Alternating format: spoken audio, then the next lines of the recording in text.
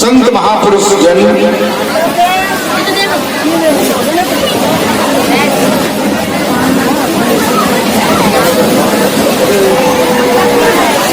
प्रेम भक्तों, उसी को संतों ने शास्त्रों में अक्षर जो है उसको भी बताया है, जो इसके अंदर उस परमेश्वर का जो नाम है उसका प्रतिबिंब इसके शरीर के अंदर प्रवेश किया है। चैतन्य आत्मा को और उस नाम को, दोनों को अक्षर की उपाधि क्यों दी गई है, ये मैं आप लोगों को बताऊंगा। ये जीव जो है उस परमेश्वर का अंश है जिसे सत्पुरुष कहते हैं। और ये जीव जब सत्पुरुष अकेले प्रकट हुए थे बहुत सतलोक में, जिसे सतलोक नहीं कहते हैं, बहुत कहते हैं, तो उन्होंने सोचा था कि मैं अकेला हूं, मेरी आकृति के बहुत से आकार रूप रेख और तो मुझे अच्छा लगेगा। प्रेमी भक्तों, तो उन्होंने पहले बहुत सी रूहें प्रकट की। जब वो सहज में थे तब सहज पुरुष प्रकट हुए, जब उनके हृदय में इच्छा हुई तो इच्छा पुरुष प्रकट हुई, जब हृदय में ये अंकुर हुआ तो अंकुर पुरुष प्रकट हुए, और उसके बाद जो है अचिंत्य पुरुष प्रकट हुए, पूर्व पुरुष प्रकट हुए, जोगी प्रकट हुए और अक्षर पुरुष प्रकट हुए। जो अक्षर बताया जाता है अक्षर पुरुष भी प्रकट हुए। उसके बाद काल निरंजन अंत में प्रकट हुए। उसके बाद सत्पुरुष ने ये सोचा, उन रूहों से कहा कि तुम सृष्टि का विस्तार करो। वे रूहें सत्पुरुष के सत्य शब्द से जुड़ी थी। बोल महाराज की जय। सत्य के परम आनंद में डूबी होने के कारण जो है उन्होंने सृष्टि का विस्तार करने के लिए तैयार नहीं है। तब सत्पुरुष ने फिर से इच्छा प्रकट की कि बहुत सी रूहें प्रकट हो। शरीर में 9 दरवाजे होते हैं जो खुले हैं और 3 दरवाजे ब्रह्मांड में हैं जो गुप्त हैं, जो खुले नहीं हैं, जिन्हें सतगुरुदेव भगवान खोलते हैं। और तुम्हारे शरीर में कितने बाल हैं? बाल, ये देखो बाल है। महाराज की जय। सिर में बाल है, हथेलियों में और पैरों के तलवों में छोड़ करके सारे शरीर में बाल है। जहां बाल होता है वहां 2 छिद्र होते हैं। कई छिद्र होते हैं? 2 छिद्र होते हैं। उन छिद्रों को क्या कहते हैं? रोमकूप। कूप माने कुआ। यानी जहां रोमा है, जहां बाल है, वहां पर एक छिद्र है, एक कूप है। अब कितने दरवाजे हुए? अनगिनत शरीर में दरवाजे। सभी दरवाजों से रूहों की आवृत्ति हुई और आवृत होने के बाद में रूहें नीचे आई तो सत्पुरुष ने उस रूह के साथ जो है क्या क्या भेजा। उस रूह के साथ जो है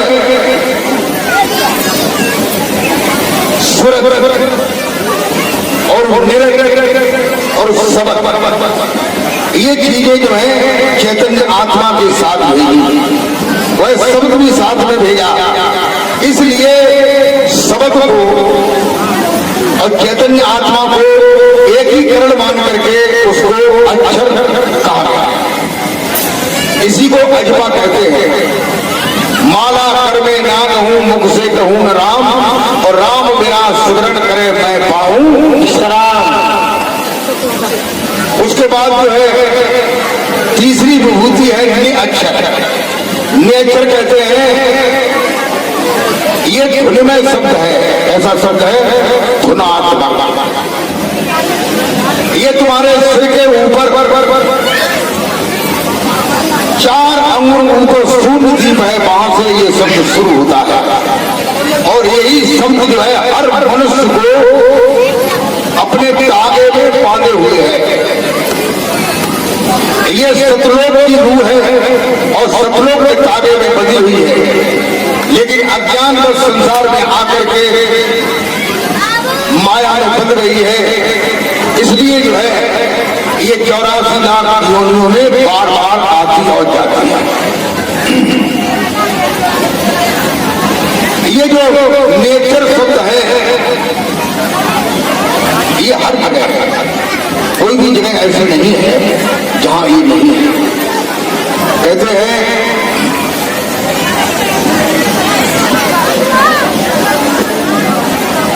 हृदय छोड़ बेहद गया, पैर के तलवे से लेकर के सिर तक जो है क्या है, क्या है इसकी हद शरीर की हद। वह नाम जो है कहता है शरीर की भी हद के ऊपर है। ये शरीर है, इसको देह कहते हैं। क्या कहते हैं? देह। और वो कैसा है? गुराया जनक को ज्ञान है। कहते हैं शब्द सब कुछ है और वो है कौन सा शब्द? वो ऊपर वाला शब्द, वो है शब्द हृदय।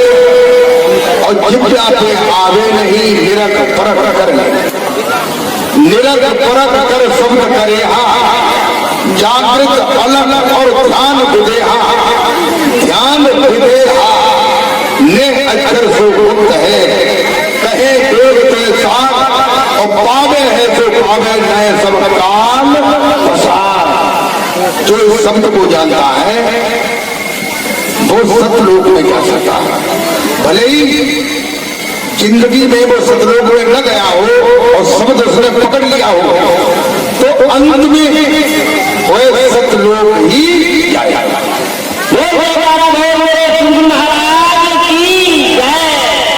और ये सतलोक का जो शब्द है वो सत्पुरुष से मिलाता है।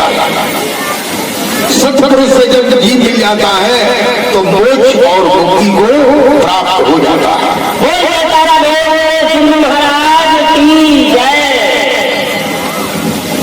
चौथा शब्द है जिसे सार शब्द कहते हैं। ये शब्द हमेशा सुनाई नहीं देता।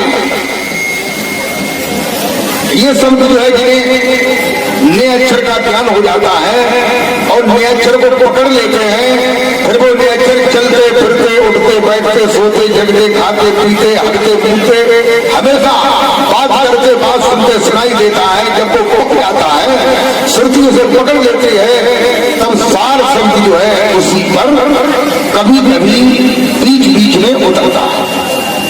और कैसे उतरता है? आप लोगों ने देखा होगा एक बाज पक्षी होता है। आप लोगों ने देखा होगा, जीवन में कभी न देखा हो तो मैं बता रहा हूं। एक बाज पक्षी होता है और नीचे किसी चिड़िया पर अगर उसकी आंख लग गई तो एकदम सर्राटे से आकर के चिड़िया भी जान जाती है कि बाज आ रहा है, लेकिन वो वहां से कोई भी गतिविधि नहीं कर पाता, तब तक बाज उसे पकड़ लेता है। संतों ने बताया है कि जौले कौना कौने भाई और तौले हंसा लूटे जाए। वह जो सार शब्द जो है उसमें गुण क्या होता है? जैसे जो चुंबक में गुण होता है। कहते हैं चुंबक लोहे प्रीत है, लोहे लेके उठाए। चुंबक लोहे प्रीत है, लोहे लेके उठाए। ऐसे ही शब्द कबीर का जीव को लेके उठाए।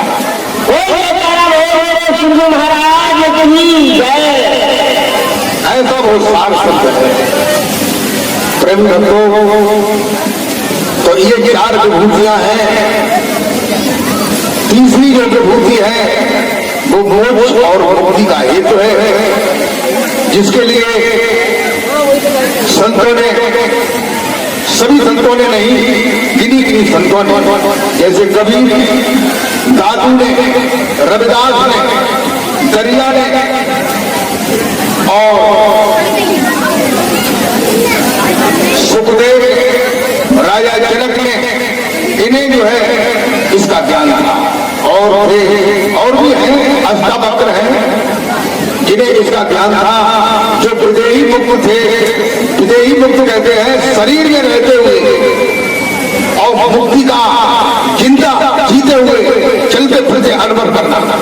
कैसे जिंदा जीते चलते फिरते अनुभव करते हैं? जैसे कोई आदमी शराब पी लेता है, शराब का नाम आप लोगों ने सुना, शराब पी लेता है तो शराब का नशा सोने पे आता है कि मरने के बाद आता है? कब आता है? तो आप जग रहे हैं, शराब पी ली, नशा हो जाएगा। और ये मालूम पड़ेगा थोड़ी सी नीची ऊंची जगह थोड़ी सी हमें नहीं मालूम। ऐसे ही जो है उस नाम का नशा हो जाता है। फिर वो जीते जी उस नशे में, उस पर आनंद के नशे में रहता है। बोले तारा बोले गुरु महाराज की जय।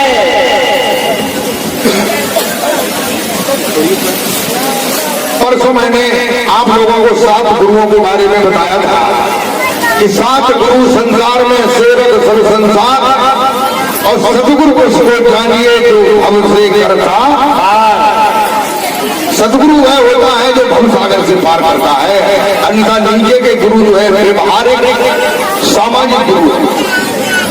और कल मैंने ये बताया था कि उनमें भी 3 गुरु प्रमुख होते हैं, जिन्हें गुरु, सदगुरु और पूर्ण सदगुरु कहते हैं। गुरु उसे कहते हैं जो गैर का ज्ञान बताते हैं। सदगुरु उसे कहते हैं जो अंतर में मंदिर, अंतर में नाम, अंतर में माला, अंतर में प्रभु का दर्शन कराते हैं, ये सदगुरु होते हैं। और पूर्ण सदगुरु उसे कहते हैं जो चैतन्य अवस्था में, जागृत अवस्था में, जानी हुई अवस्था में, इंद्रियों के रहत होने पर दिव्य विमान पर बैठा करके उस मनुष्य को सतलोक में ले जाते हैं और ले जाकर के सतगुरु से मिलाते हैं, दर्शन कराते हैं। और उस आदमी को यह भी मालूम पड़ता है कि हमारा शरीर जमीन पर रखा है, मैं ऊपर चल रहा हूँ, सूर्य चंद्रमा को देख रहा हूँ, लोकांतरों को देख रहा हूँ और सतपुरुष का दर्शन कर रहा हूँ।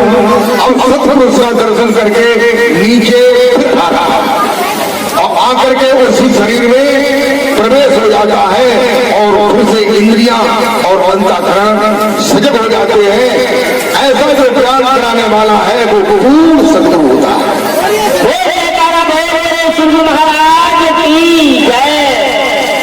यही मोक्ष और मुक्ति का ज्ञान कहते हैं। आप लोगों ने सुना होगा,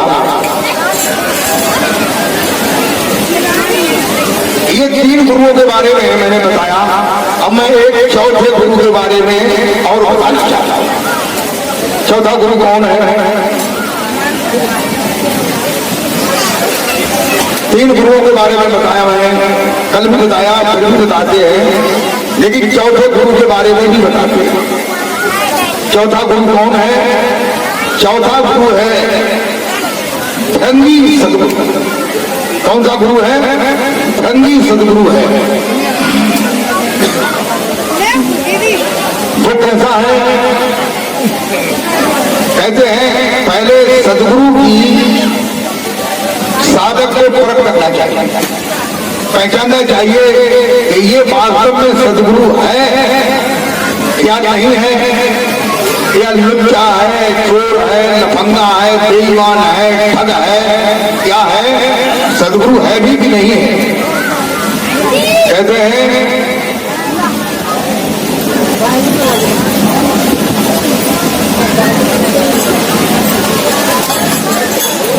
कि पूरा साहिब से ये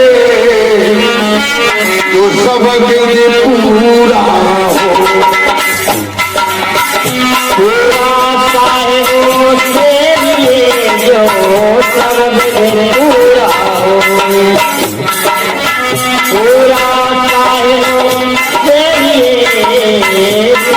से पूरा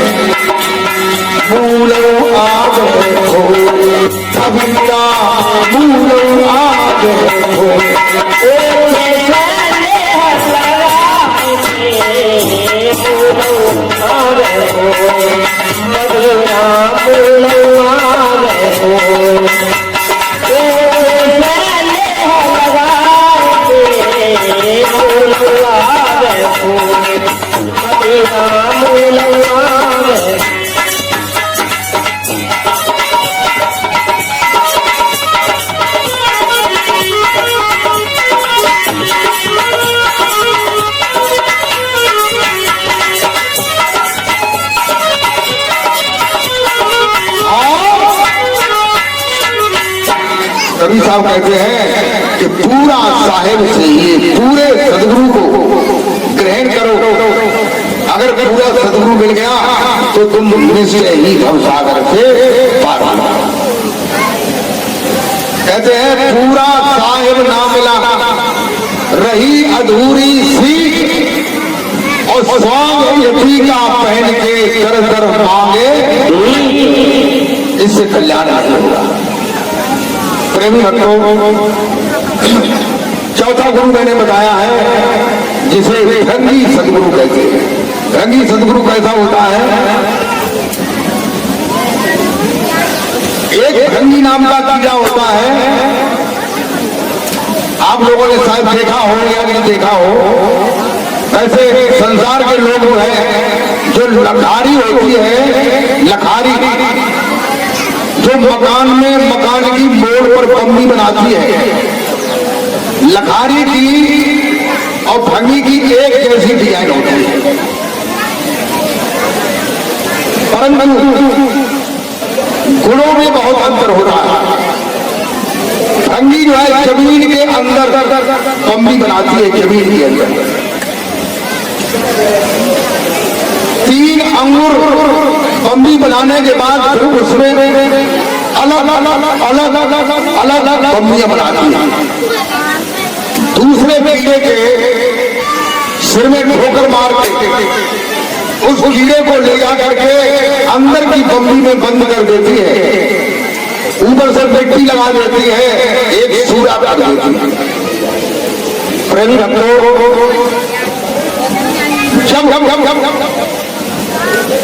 भृंगी जो है उस कीड़े के सिर में टक्कर मारता है तो उस कीड़े के चित्त में भृंगी का रूप होता है, कीड़े के कान में भृंगी का शब्द होता है। उसी शब्द को लेकर के वो बेहोश हो जाता है और सभी सुरंगों में भृंगी की अलग अलग कीड़े बंद करके बीच में बैठ करके अपना शब्द सुनाती रहती है। भृंगी जो है करती रहती है भी भी भी।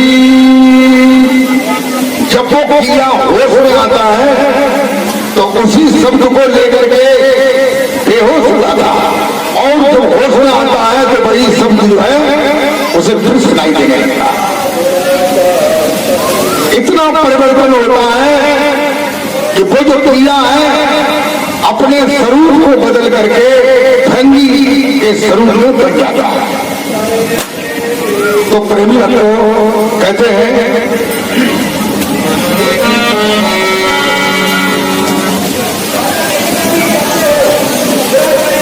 कि गुरु को कीजिए दंडवत हर कोटि में गुरु को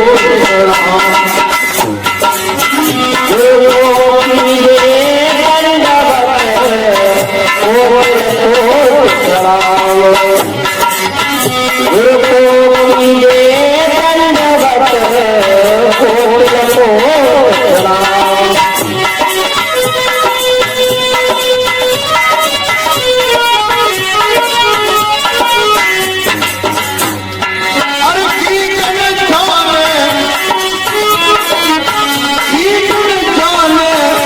संग को गुरु कर ले आप समान, संगा कर ले आप समान। कीर्तन गावे, कीर्तन गावे, भंग को कर ले आप समान। कीर्तन गावे, भंग को कर ले आप समान, अभिया कर ले आप समान।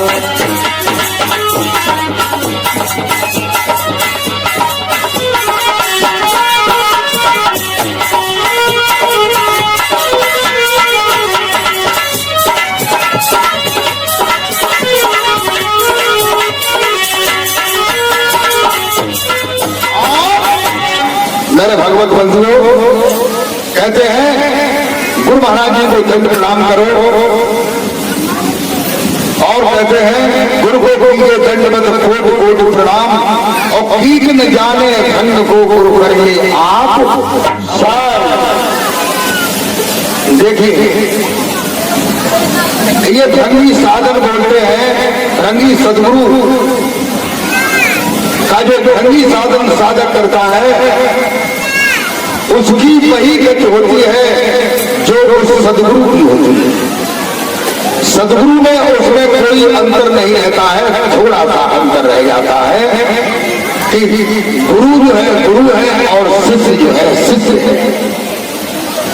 कैसे है वो मैं आप लोगों को बता रहा हूं। लेकिन गुरु कैसा होना चाहिए? पूर्ण सदगुरु होना चाहिए। इसकी परख करें।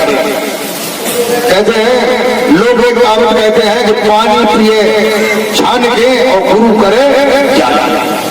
और पानी में अगर जैसे कहूं मान लो कुत्ता मुंह जा रहा है और फिर चलनी दे तो फिर चले ही नहीं। सूती धोती से अठौर करके फिर ऊपर से पानी को डालो, नीचे बर्तन रख दे, तब तो मुंह छन जाएगा कि ना? नहीं, अरे नहीं चलेगा, तब भी नहीं चलेगा। अरे तो फिर कैसे का हो? कहते हैं तो इसलिए कहावत उल्टी है, ये सुनना चाहिए कि गुरु करे छान के और पानी पिए ज्ञान। गुरु की छानबीन करना चाहिए कि गुरु का क्या ज्ञान है, गुरु के अंदर क्या तासीर है, गुरु कैसा है, गुरु के अंदर कितना पावर है। प्रेम भक्तों, हमारे वेदों में उनकी पहली ऋचाओं में दो श्लोक आए हैं जिन्हें कहते हैं, उन्हें सब लोग लगभग जानते होंगे, आधे से ज्यादा लोग जानते होंगे, लेकिन मैं उन्हें बताऊंगा कौन से दो श्लोक हैं। कहते हैं गुरु रूप ब्रह्मा। अगर ऐसा सदगुरु मिल जाए तो हमें भंगी साधन करने के लिए गुरु के साथ क्या करना चाहिए? गुरु को कैसे अपने अंदर में बसाना चाहिए? जैसे कीड़े के अंदर भंगी का रूप बस जाता है। कहते हैं गुरु रूप ब्रह्मा। देखिए शब्द जो है गुरु शब्द है, गुरु तो गुरु शब्द पर रा है, जहां पे छोटी सी मात्रा है, और रा है, और रा पे दूसरा रा चढ़ा हुआ है, गुरु। लेकिन इस मंत्र में रा पर डबल रू चढ़ा हुआ है, डबल रू है, गुरु गुरु, यानी ऊपर भी रा उड़ा हुआ है और रा पे भी रा उड़ा हुआ है। अगर आपने बारीक से देखा हो तो, और बारीक से नहीं देखा हो तो फिर तो एक ही बात, भाई अर्रा भाई मिट्टी, अर्रा जो लेगा बड़ी वही फिर मिट्टी खाई मिलेगी। प्रेमी हम लोग देखिए, एक गुरु महाराज जी की रूह है, दूसरी रूह से उसकी तुलना की गई है। कौन सी रूह से? गुरु रूह ब्रह्मा। यानी ब्रह्मा की रूह जो है अपने गुरु महाराज जी के रूह में नियत कर लो अपने चित्त से। समझ लो कि ब्रह्मा की रूह हमारे गुरु महाराज जी में विद्यमान है, नियत है। ऐसा इस लोग को बताया। दूसरे में कहते हैं गुरुर ब्रह्मा, पहले गुरुर ब्रह्मा गुरुर विष्णु, यानी इसी प्रकार से भगवान विष्णु की रूप गुरु महाराज जी ने नियत कर गुरुदेवो महेश्वरा, ऐसे ही भगवान शंकर की रूप को गुरु महाराज जी की रूप में नियत करो। क्यों ऐसा क्यों बताया गया है? ऐसा इसलिए बताया गया है कि हमारे देश हिंदुस्तान में सभी लोग ब्रह्मा विष्णु और शिव की पूजा करते हैं, उनके अवतारों की पूजा करते हैं, उन्हें ही चाहते हैं, उन्हें ही पूर्ण परमात्मा मानते हैं, धर्म और अज्ञान का। तो इसलिए जो है ब्रह्मा की रूप को, विष्णु की रूप को, शंकर जी की रूप को गुरु महाराज जी की रूप में विद्यमान करो, नियत करो अपने भाव अपने विचार।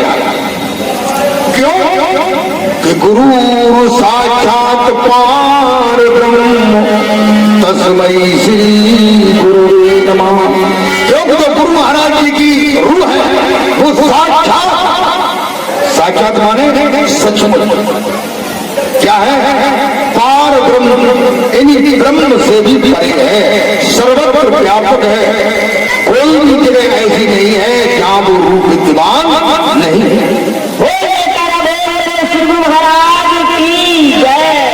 ऐसा आप समझेंगे तो ये भंगी साधन है। फिर इसके आगे क्या कहते हैं? तस्मै श्री गुरुवे नमः। इसलिए गुरु महाराज जी को नमस्कार करता हूँ। बोलिए सदगुरुदेव। दूसरे मंत्र में कहते हैं ध्यान मूलम गुरु मूर्ति। अगर हमारे चित्त में ब्रह्मा विष्णु महेश की रूहें गुरु महाराज जी की रूह आत्मा में नियत कर ली गई है तो गुरु महाराज जी की मूर्ति का हम अपने चित्त में ध्यान करें। ध्यान मूलम गुरु मूर्ति, पूजा मूलम गुरु पादुका। अगर ध्यान करने की कोई प्रक्रिया है संसार में तो गुरु महाराज जी की मूर्ति है और किसी का भी ध्यान करने का की जरूरत है। और अगर पूजा की कोई मूल प्रक्रिया है तो गुरु महाराज जी के चरण है। पूजा मूलम गुरु पादुका, मंत्र मूलम गुरु वाक्यम। और जो गुरु महाराज जी के वाक्य हैं, जो वचन है, उन्हें कैसा समझना चाहिए? वेदों के मंत्र के समान समझना चाहिए। तभी तो कहते हैं गुरु की आज्ञा का पालन करना चाहिए। जो गुरु जी की आज्ञा का पालन करते हैं, जो पालन न कर पाए वे गुरु जी से नजदीक कम रहे तो अच्छो है, और जो पालन करें वो नजदीक रहे। जो गुरु जी की आज्ञा का पालन करें, गुरु जी कहें कि लपटी गरी मेरी आलू आ तो बिगड़ रहा। तो गुरु जी की मूर्ति का आप जब ध्यान करेंगे तो जिस प्रकार से कीड़ा जो है ठंडी का ध्यान करके ठंडी हो जाता है, ऐसे ही साधक जो है गुरु जी की मूर्ति का ध्यान करके अंत में जब उसका अंत होता है, शरीरांत होता है, तो उसकी रूह आत्मा निकल करके गुरु महाराज जी की रूह आत्मा में विद्यमान हो जाती है। बोलिए सदगुरुदेव भगवान की जय। देखो श्रीमद् भागवत महापुराण में 4 प्रकार की मुक्तियां बताई जाती हैं। सारूप, सकाम, साधक और साहिब। चौथी मुक्ति है साहिब कहते हैं। पहली मुक्ति है सकाम। सकाम कहते हैं कामना सिद्ध करना। जब गुरु जी की हम पूजा करेंगे, गुरु जी का ध्यान करेंगे, गुरु जी का भजन करेंगे तो हमारी कामना अवश्य पूरी होगी।